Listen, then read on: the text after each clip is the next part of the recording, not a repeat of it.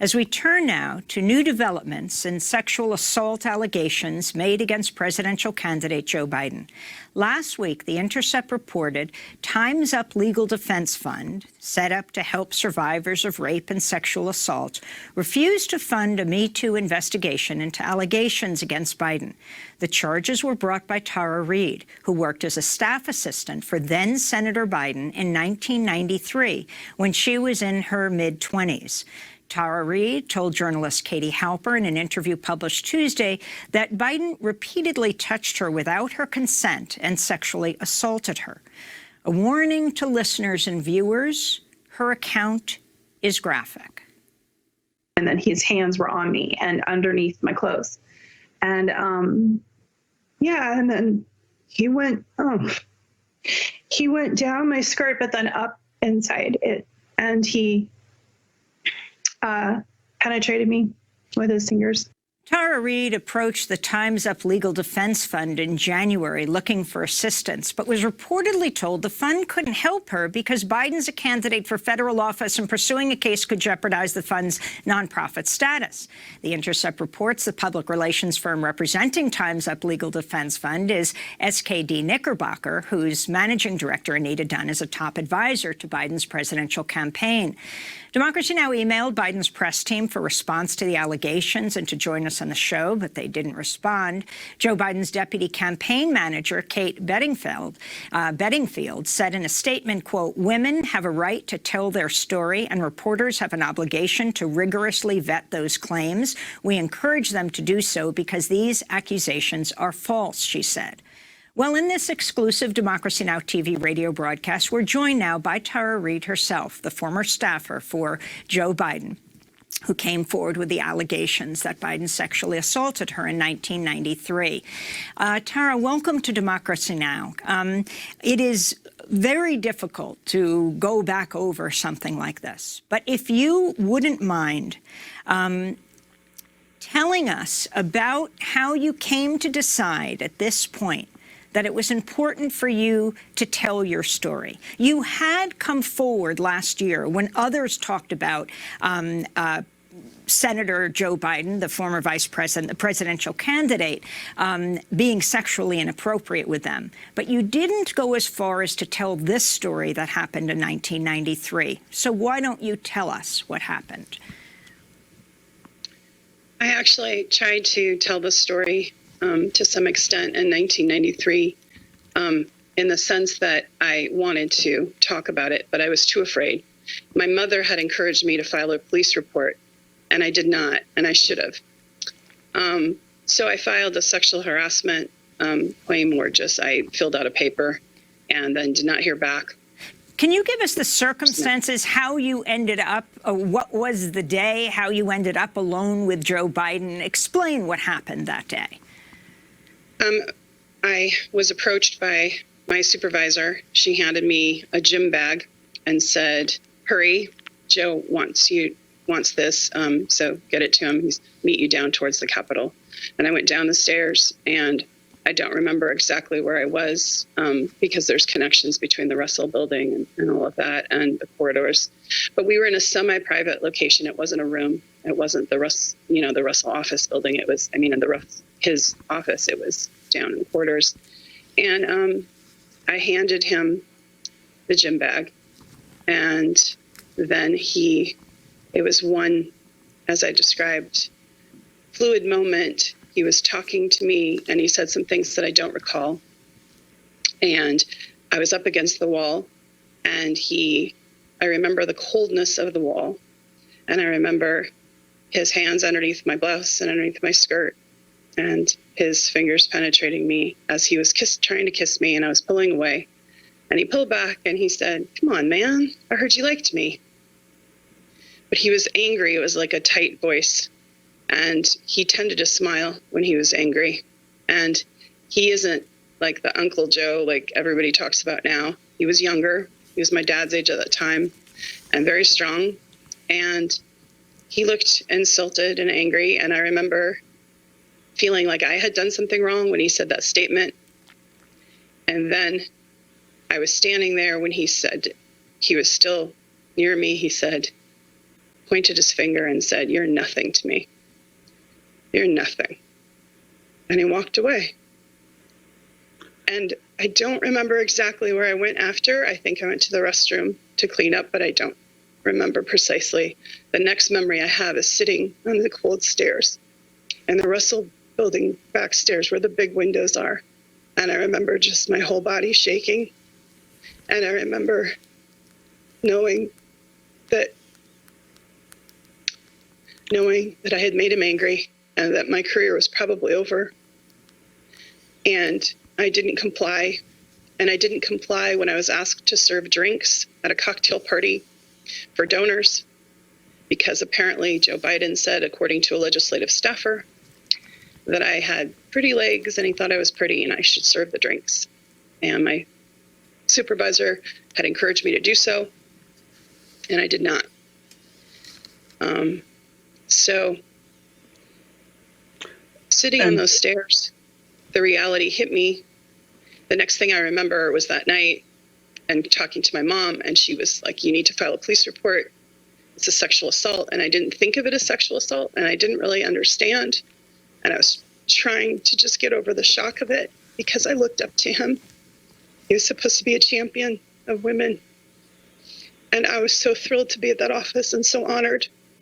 And it shattered my life and changed the trajectory of my whole career in life. And I lost my job after I complained, and I was fired.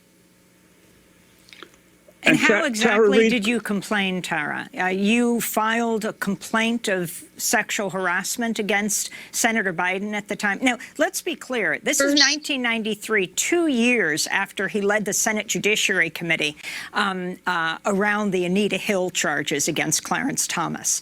So this is soon after that. You filed a complaint. Did you talk about this happening? No, I didn't talk about the sexual assault. What I did was I went through office protocol, which would be to go to your supervisor. And if you're not happy, you go to the next supervisor. And then the next one would be the chief of staff. And I did go up the chain verbally. And there were a couple of meetings, more than a couple, actually. And there were people taking notes. I mean, I know they took notes. And some were more informal in the hallway with Marianne. And I was basically, after I had not served the drinks, that whole, episode, I was immediately told, like within a few days, by Marianne's assistant, that I dressed too provocatively, that I needed to, be less noticeable. And then Marianne got me in the hallway because I was annoyed by that. And she said, you want to just keep your head down and do as you're told if you want to last here. And I went to them and told them I was uncomfortable. So I couched it in those terms. We didn't use the term sexual harassment a lot back then. And I remember saying I was uncomfortable and why, but nothing happened. And in fact, I was put in a windowless office and I had my duties taken away from me. I was given a desk audit. I was told to call one of my upper level supervisors, even if I went to the restroom. I was not to call or talk to other staffers or go to legislative hearings. I was told that I was given a month to find another job. And I sent out my resumes. And before I did that, because of this retaliation, I told my mother, who gave me the term retaliation and explained to me what was happening, and said to march in there and file a sexual harassment claim. And I said, and she used the word, and I said, well, you don't just march into their office. Like, that's not how this is done. So I had gone through that protocol. Then when that didn't work, I went to the outside, which was like they had a temporary office set up. So it was a Senate personnel or something like that. And I was given a clipboard. I filled out a form and talked about just the incident of the sexual harassment, feeling uncomfortable. And I was told at the window that somebody would call back, call me back in, and they never did. I ended up looking for work, couldn't find it. I volunteered for the Robert F. Kennedy Memorial. I was fortunate enough to work in the VIP tent and with the family, and it was helping me emotionally because I was trying to recover from the trauma of what had happened that day. And I didn't share it with many people at all at that time. It's just not something that was easy to talk about. It's not easy to talk about now. And when I came out in April, I started again. I had the intent to tell the whole history with Biden. But one of the first questions out of the reporter's mouth was, yeah, but it wasn't sexual, right? When he was talking about the sexual harassment. And it shut me down. And that's not his fault. That's my responsibility, I know, to be brave and to be courageous and say the words. But it just put me off from being able to talk. And then when the story was hitting, there was so much blowback and smearing on social media that I just didn't feel comfortable. So I was trying to find a way to tell my story to a legitimate news agency. I didn't want it sold or sensationalized or anything nonsense like that. I wanted to have the deeper conversation of how hard it is for survivors of sexual assault and sexual harassment in the workplace to go up against powerful men. Because I have not received any payment for this. I have not received any compensation, because the facts are, women are not paid to talk. They're paid to stay silent. And so I wanted a women's organization around me, and that's why I went to Time's Up. And Tara Reade, could you talk about your experience then with Time's Up when you went to them and you were hoping that they might be able to assist you in this? Yes. I went to Time's Up. They were very gracious. I filled out a form, first of all, you do it on the online. And then I was called about January 24th-ish, right around there, and emailed back. And then we had a phone interview. There's about 20 emails between us. And there were several meetings on the phone. And what they did was they prepared a paragraph describing my case. And they were going to give me attorney referrals. And if you're economically challenged or you need help with funds, they will help you with a public relations platform for 1 month.